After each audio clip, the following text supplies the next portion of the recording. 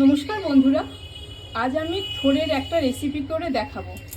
তার জন্য নিয়ে নিয়েছি থোড়, সর্ষে, কাঁচা লঙ্কা, নারকেল কোড়া, জিরে, হলুদ, নুন, চিনি আর তেল। প্রথমে থোড়টাকে আমি কেটে নেব। থোড় কাটা হয়ে গেছে, জলে দিয়ে দেবো। একটা বাটিতে জল নিচে জলে দিয়ে দেবো হলুদ গুঁড়ো, হলুদ জলে ভিজিয়ে দেবো। প্রেসার নিয়েছি, প্রেসারে একটু জল দিয়ে নুন আর হলুদ দিয়ে থোড়টাকে সেদ্ধ করে নেব। মশলাটা রেডি করে নেব।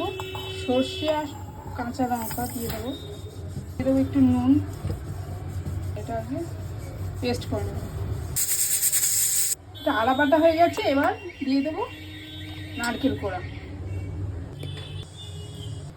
হয়ে গেছে পেস্ট। করা থোড়টা ঠান্ডা করে নিয়েছি, এবার মিক্সিতে দিয়ে দেবো, পেস্ট করে নেব। সে কড়াই বসিয়ে দিয়েছি, এবার তেল দিয়ে দেবো। পেস্ট হয়ে গেছে, গরম হয়ে গেছে।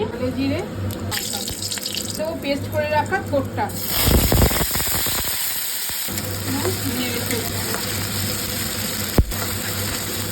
অনেকটা শুকনো হয়ে এসেছে। দিয়ে দেবো নারকেল বাটাটা, ভালো করে নিয়ে রেখে দেবো। অল্প নুন, যেহেতু বাটার সময় একটু নুন দিয়েছি, সামান্য হলুদ গুঁড়ো